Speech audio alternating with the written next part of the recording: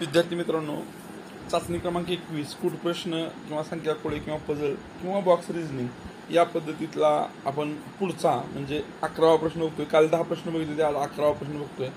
प्रश्न 11वा, त्याच्यामध्ये काय संख्या दिली बघा, 5, 3, 6, 8, 63. मधली संख्या मोठी झालेली आहे. इथं पण बघा 2, 7, 3, 9, 41. त्याच पद्धतीनं इथं 6, 7 दिले, इथं 8 आणि 5 दिले. प्रश्नचिन्हाच्या जागची संख्या शोधायची आहे. त्यासाठी पर्याय दिले आहेत 84, 240, 195 आणि 82. आता या दोन संख्या किंवा या दोन संख्या आणि या दोन संख्या यांचा, या बाहेरच्या चार संख्यांचा एक विशिष्ट प्रकारचा संबंध आहे. या चार संख्यांचा एक विशिष्ट प्रकारचा संबंध आहे. त्यांच्यामध्ये काहीतरी क्रिया आहे, गणिती क्रिया आहे आणि त्याच्यानंतर ते 63 पर्यंत पोहोचते किंवा इथे 41 पर्यंत पोहोचते. ते कसं पोहोचतंय हे शोधून आपल्याला या प्रश्नचिन्हाच्या जागची संख्या शोधायची आहे. तर कसा संबंध जोडतोय बघा, आपण समजून घेऊया. विद्यार्थी मित्रांनो, आपल्याला 63 पर्यंत पोहोचायचं आहे.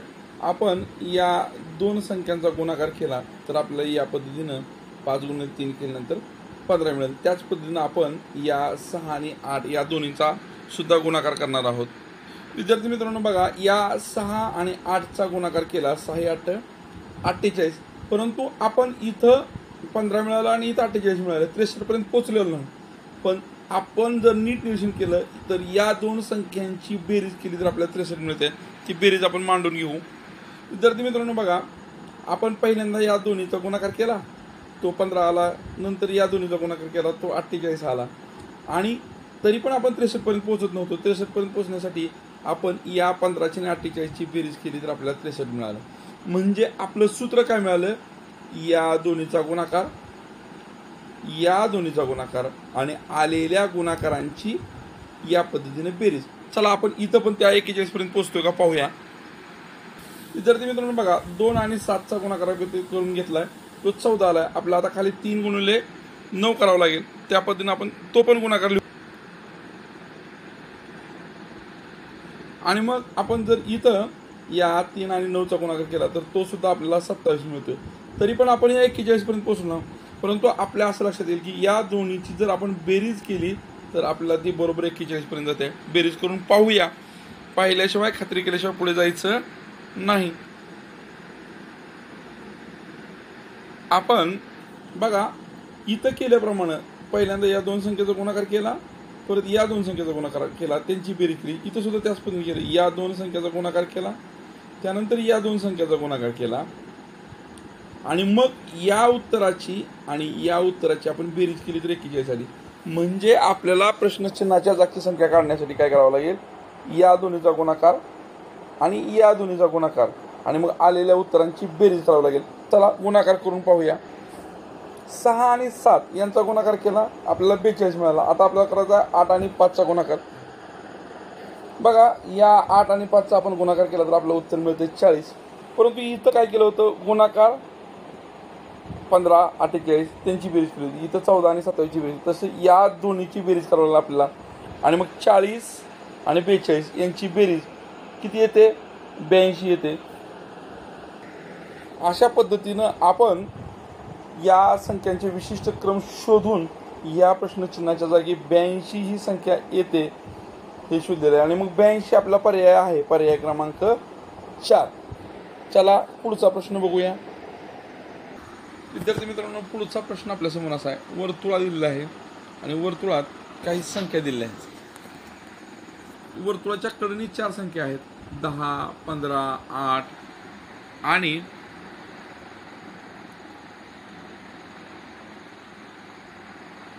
दुसऱ्या वर्तुळामध्ये सुद्धा आपल्याला त्या पद्धतीच्या संख्या दिलेल्या आहेत, ज्या की 8, 9, 8, 5, 6 अशा आहेत. आणि मग अशा या दोन वर्तुळातल्या बाहेरच्या संख्येचा आतल्या संख्येशी संबंध, वर्तुळाच्या बाहेर असणाऱ्या संख्यांचा या आतल्या संख्येशी संबंध एक विशिष्ट प्रकारचा आहे. त्याच प्रकारचा संबंध जोडून या संख्येच्या या ठिकाणी संख्या आपल्याला शोधायची आहे. आता इथं याचं जर निरीक्षण केलं तर आपल्याला 14 ही संख्या दिसते आणि 14 ही संख्या 7 आणि 2च्या गुणाकाराच्या रूपात मांडता येते. मग इथं निरीक्षण केल्यानंतर आपल्या लक्षात येईल. बघा, आपण मांडूनच घेऊया. विद्यार्थी मित्रांनो, आपण या 10 आणि या 8ची वजाबाकी केली तर आपल्याला 2 मिळते. त्याच पद्धतीनं आपण जर या 15 आणि 8ची वजा केली तर आपल्याला 7 मिळते. आणि मग आता आपल्याला 14 कडे जायचं आहे. या 2 आणि या 7चा जर आपण गुणाकार केला तर आपल्याला 14 मिळतोय. म्हणजे आपण इथं काय केलं बघा, या 2 संख्यांची वजाबाकी केली, त्याच पद्धतीने या 2 संख्यांची वजाबाकी केली आणि आलेल्या उत्तरांचा गुणाकार केला. या 2 संख्यांची वजाबाकी इथं, या 2 संख्यांची वजाबाकी इथं आणि आलेल्या उत्तराचे गुणाकार आपण केला तर आपल्याला वर्तुळाच्या आतली संख्या मिळाली. म्हणजे आता आपल्याला उत्तर काढण्यासाठी या 2 संख्यांची वजाबाकी, या 2 संख्यांची वजाबाकी आणि आलेल्या उत्तरांचा गुणाकार केला तर आपलं अपेक्षित उत्तर मिळणार आहे. आपलं ठरल्याप्रमाणे विद्यार्थी मित्रांनो, आपण या 2 संख्यांची वजाबाकी केली, या 2 संख्यांची वजाबाकी केली, आलेलं उत्तर यांचा गुणाकार केला तर शेवटी आपल्याला 6 ही संख्या मिळाली आहे. म्हणजे इथं या 14 पर्यंत पोहोचण्यासाठी ज्या क्रिया केल्या होत्या त्या क्रिया केल्यानंतर आपण 6 पर्यंत पोहोचलोय. म्हणजे इथं प्रश्नचिन्हाच्या जागी 6 असणार आहे. पर्याय क्रमांक 1. पुढचा प्रश्न बघूया.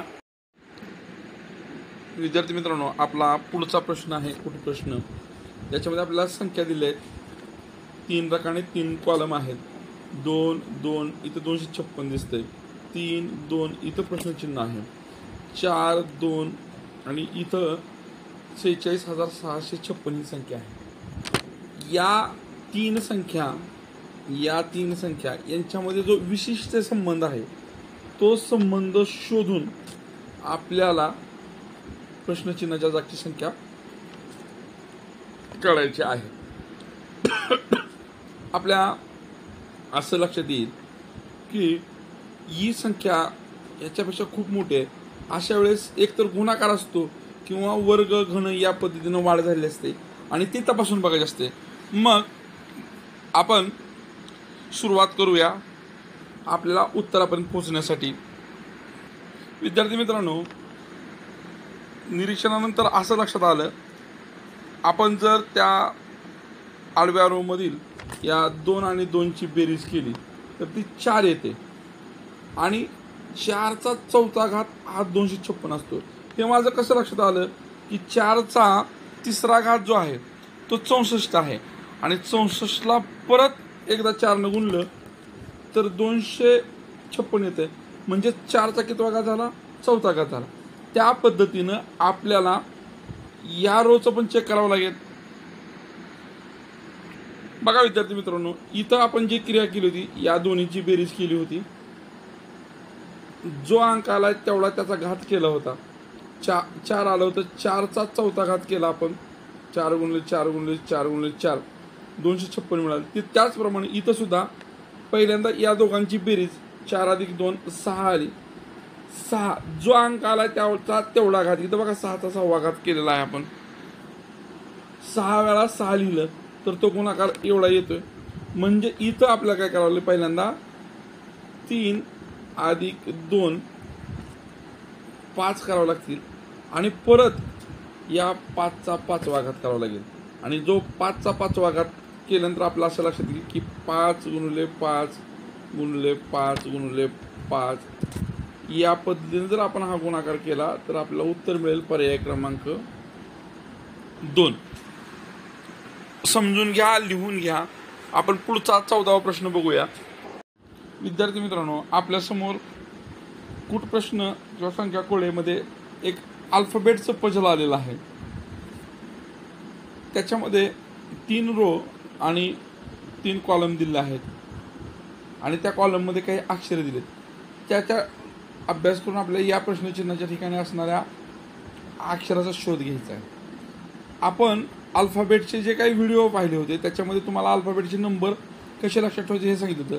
आपण एचा नंबर जर बघितला तर आपल्याला एचा नंबर माहीत आहे 1 आहे, डीचा नंबर 4 आहे, जीचा नंबर 7 आहे. या दोन्हीत 3चा अंतर आहे, या दोन्हीत 3चा अंतर आहे. त्याच्यानंतर डीचा नंबर आपल्याला माहीत आहे 4 आहे, आयचा नंबर 9 आहे आणि या एनचा नंबर 14 आहे. इथलं अंतर जर काढलं तर 5 आहे, इथलं अंतर जर काढलं तर 5 आहे.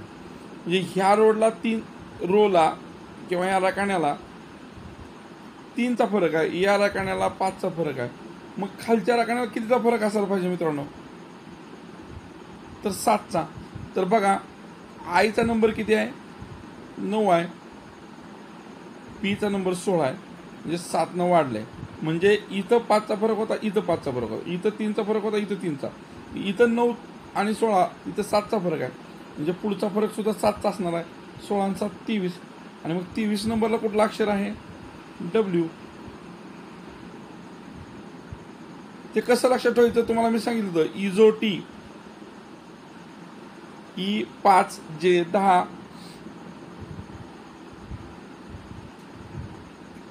ओ 15, टी 20 आणि वाय 25. टी 20 आहे, टी नंतर यू 21, व्ही 22 आणि डब्ल्यू 23. याप्रमाणे 23 नंबरचा अक्षर आपल्याला पर्याय क्रमांक 2. विद्यार्थी मित्रांनो, पुढचा 15 म्हणजेच आजच्या चाचणीतला 5वा प्रश्न आहे, ज्याच्यामध्ये मिक्सड दिलेला आहे. आपल्याला काही नंबर्स पण दिलेत आणि अल्फाबेट्स पण दिलेत. त्यातला संबंध आपल्याला शोधून प्रश्नचिन्हाच्या जागची संख्या शोधायची आहे. बघा, ए नंतरचं बी गाळे सी दिले, त्याच्यानंतरचं डी गाळे ई दिलेलं आहे.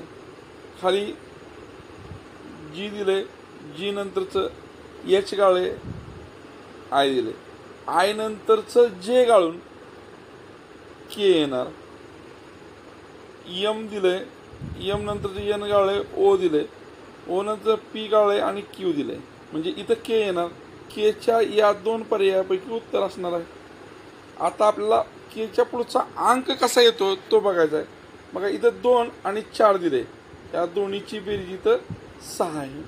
इथं 5 आणि 9 दिले, यांची दोघांची बेरीज 14 पुढे दिले. म्हणजे इथं या 3 आणि या 5ची बेरीज करावी लागेल, जी की 8 येईल. म्हणजे पर्याय क्रमांक 2 हा या प्रश्नाचं योग्य उत्तर असणार आहे. पुढचा 6वा प्रश्न बघूया. बघा, 6व्या प्रश्नामध्ये आपल्याला 4 रो दिलेत, म्हणजे रकाने दिलेत आडवे, आणि 3 स्तंभ दिलेत. या संख्यांचे विशिष्ट संबंध आहेत. ते विशिष्ट संबंध आपल्याला शोधायचा आहे आणि प्रश्नचिन्हाच्या जागची संख्या शोधायची आहे दिलेल्या पर्यायामधून. इथं 51, इथं 65, म्हणजे ह्या खालच्या संख्या इतर संख्येच्या तुलनेने मोठ्या आहेत. म्हणजे निश्चितपणे आपल्याला स्तंभाचा विचार करून उत्तर काढावं लागेल. आणि मग पहिल्या 2 संख्या 6 आणि 8 यांचा जर आपण गुणाकार केला तर 6 गुणिले 8 आपलं उत्तर येतं 48. आणि या 48 मध्ये परत हे 3 जर मिसळलं किंवा अधिक केलं तर आपल्याला 51 खालची संख्या मिळते. म्हणजे आपलं सूत्र काय होते बघा, या दोन्हीचा गुणाकार, त्या गुणाकारामध्ये हे 3 अधिक केले असता ही संख्या मिळते. इथं पण बघूया आपण, ह्या रोला गुणाकार करूया. 15 गुणिले 4 किती आला गुणाकार? पाडे म्हणा 60 अधिक ही संख्या, कारण इथं अधिक केलं होतं 65, जे की खाली दिले. म्हणजे इथलं उत्तर आपल्याला आता 20 गुणिले 5 100. आणि त्या 100 मध्ये हे 20 अधिक करावं लागतील. 20 अधिक केल्यानंतर आपल्याला संख्या मिळेल 120. 120 आपल्याकडे पर्याय आहे, पर्याय क्रमांक 4. पुढचा प्रश्न बघूया. आपल्या समोर स्टारच्या स्वरूपात काही संख्या दिलेल्या आहेत. इथं प्रश्नचिन्ह आहे 4, 7, 15, 19, 59, 117, 235. या संख्या घड्याळाच्या काट्याच्या दिशेत आपण जर बघितल्या तर त्या वाढत चाललेत. त्यांच्यातल्या वाढीचा जर आपण विशिष्ट संबंध शोधून काढला तर आपल्याला या प्रश्नचिन्हाच्या जागची संख्या सापडेल. आता बघा आपण सुरुवात इथून करू छोट्या संख्येपासून. 4 आणि 7 याच्यामध्ये संबंध कसा जोडता येईल बघा. 4 ची दुप्पट, 4 गुणिले 2 केलं, दुप्पट झाली 8. 8 मधून 1 वजा केला 7 मिळालं. आता इथं 7 आहे, या 7 ची दुप्पट केली, 7 दुने 14. इथं वजा केलं होतं, इथं अधिक 1 केलं तर आपल्याला 15 मिळते. म्हणजे इथं क्रम असा ठरवलाय, एकदा वजा करायचा, एकदा अधिक करायचा. आता आपल्याला 15 ची दुप्पट करावं लागेल. 15 ची दुप्पट केली किती येणार 30. परंतु इथं वजा केलं होतं, इथं अधिक केलं होतं. आता काय करावं लागेल, 1 वजा करावं लागेल 29, जे की इथं आहे. आता आपल्याला 29 ची दुप्पट करावं लागेल. 29 ची दुप्पट केली 58 आली. आता बघा इथं वजा 1 केलं होतं, इथं वजा 1 अधिक 1 वजा 1. आता इथं अधिक 1 केलं तर 59 येणार आहे. आता या 59 ची दुप्पट केली, थोडंसं जागा आता कमी पडते. 59 ची दुप्पट जर केली तर बघा कशी दुप्पट करणार. 60 ची दुप्पट 120, 59 ची दुप्पट 118. इथं अधिक केलंय म्हणजे इकडं वजा 1 केलं तर 117 उरतात. आता या 117 ची दुप्पट केली म्हणजे दुप्पट केली म्हणजे 2 न गुणलं. 100 ला 2 न गुणलं 200, 17 ला 2 न गुणलं 34, म्हणजे गुणाकार राहणार किंवा दुप्पट येणार 234. इथं वजा केलंय म्हणजे 1 अधिक करावं लागणार. 1 अधिक केलं तर आपल्याला संख्या मिळते 235. म्हणजे आपला क्रम कसा ठरला बघा, दुप्पट वजा 1, दुप्पट अधिक 1, दुप्पट वजा 1, दुप्पट अधिक 1, दुप्पट वजा 1, दुप्पट अधिक 1. आता आपल्याला या संख्येची दुप्पट करून वजा 1 करावं लागणार. 35 ची दुप्पट 70 आणि त्या 70 मधून 1 वजा करायचा आपल्याला, म्हणजे शेवटचे 2 अंक 69 असणार आहेत. 69 असणारा अंक आपल्याकडे चौथाच पर्याय आहे. तरी पण आपण करून बघूया. 235 गुणिले 2, कारण आपण प्रत्येक ठिकाणी दुप्पट केली होती. 200 ची दुप्पट 400, 35 ची दुप्पट 70, म्हणजे 235 गुणिले 2 केल्यानंतर 470 मिळत आहेत. परंतु आता नंबर वजा 1 करायचा आहे, म्हणजे 470 वजा 1 केल्यानंतर आपल्याला मिळतात 469. पर्याय क्रमांक आपला 4. पुढचा 18वा प्रश्न बघूया. विद्यार्थी मित्रांनो, पुढचा प्रश्न आहे, बॉक्स आहे. बॉक्समध्ये काही वेगवेगळ्या पद्धतीने संख्या दिलेत बघा. इथं 2 आहे, 3 आहे, 15, 11, प्रश्नचिन्ह 7, 7, 5. प्रश्नचिन्हाची जागची संख्या. बहुतेक वेळा समोरासमोरच्या संख्येचा संबंध जोडायचा असतो. आता समोरासमोरच्या संख्येचा संबंध आपण जोडायला सुरू करूया. इथून आपण जर संख्येचा संबंध जोडायला सुरू केला तर आपण काय करूया, 2 पासून बघितलं तर इथं प्रश्नचिन्ह आहे, आपण 3 पासून जोडूया आणि मग 2 पर्यंत पोहोचूया. चला, 3 आणि 7 आहे, त्यांचा कसा संबंध जोडलाय तो आपण बघूया. 3 ला 2 न गुणलंय किती आलं 6, आणि त्यात 1 मिसळलं तर त्याच्या पुढची संख्या आपल्याला मिळाली. आता पुढे आपण काय करू, या 5 कडे येऊया. 5 गुणिले 2 10 अधिक 1 बरोबर या 5च्या पुढची आपल्याला 11 ही संख्या मिळाली. त्याच नंतर या 7 आणि 15 मध्ये बघा, 7 गुणिले 2 14, आणि 14 मध्ये जर आपण 1 अधिक केलं तर आपल्याला मिळतात 15. म्हणजे दुप्पट केले आणि अधिक 1 केले, म्हणजे आता या 2 ला 2 न गुणावं लागेल, 4 आले, आणि 4 मध्ये 1 मिसळावं लागेल, 5 येतात. 5 असा पर्याय आपल्याकडे पर्याय क्रमांक 1 आहे, म्हणून या प्रश्नाचं उत्तर पर्याय क्रमांक 1. चला पुढचा प्रश्न बघूया. विद्यार्थी मित्रांनो, आपल्याला वर्तुळात काही संख्या दिलेत, 25, 27, 23, 30, 21, 33, प्रश्नचिन्ह 36. 25, 27 वाढले कमी झाले, वाढले कमी झाले, वाढले. अशा वेळेस ज्यावेळेस वाढ आणि कमी झाला असेल त्यावेळेस 2 सिरीज असतात. आपण काय करूया, 27 पासून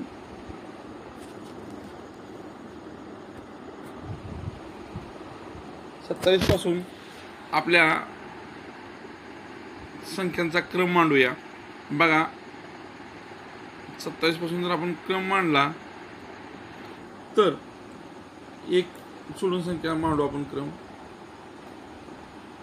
27 30 33 36 3 न वाढत जाणाऱ्या संख्या मिळाल्या म्हणजे ही एक सिरीज मिळाली.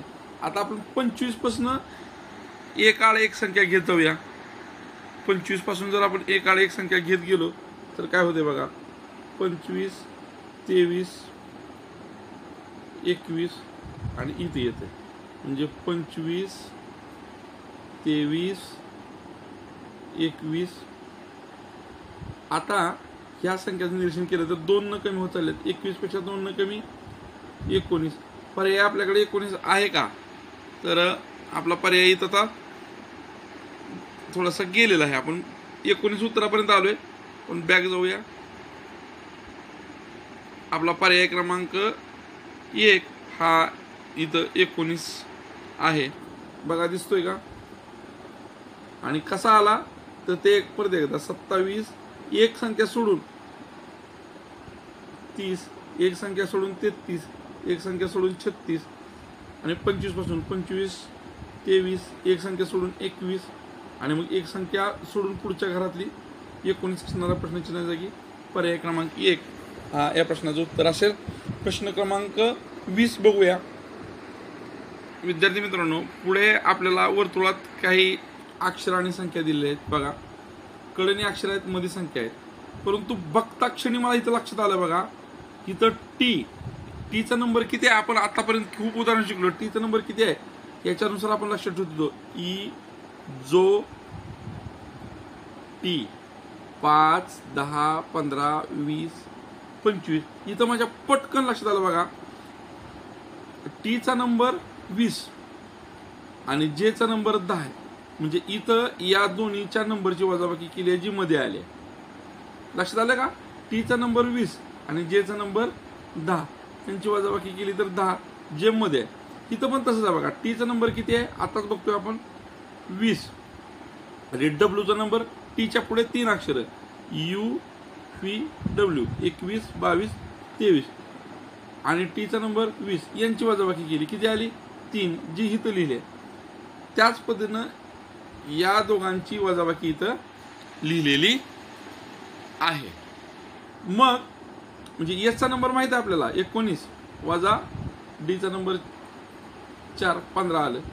त्याच पद्धतीनं आपल्याला आता पीचा नंबर माहित आहे किती आहे पीचा नंबर ओ पासून मोजा ओ 15 पी 16 बरोबर. हा म्हणजे पीचा नंबर 16 कसा लक्षात ठेवायचा याच्यावर लक्षात ठेवायचं आपल्याला तर पीचा नंबर आपल्याला 16 मिळतोय. जीचा नंबर किती आहे ईचा नंबर 5 ईच्या नंतर एफ 6 जी 7 जीचा नंबर 7 या दोघांची वजाबाकी केली किती आली वजाबाकी 9 आणि मध्ये अंक कोणता असणार आहे मग 9 पर्याय क्रमांक 2. अशा पद्धतीने आपली ही चाचणी पूर्ण झालेली आहे.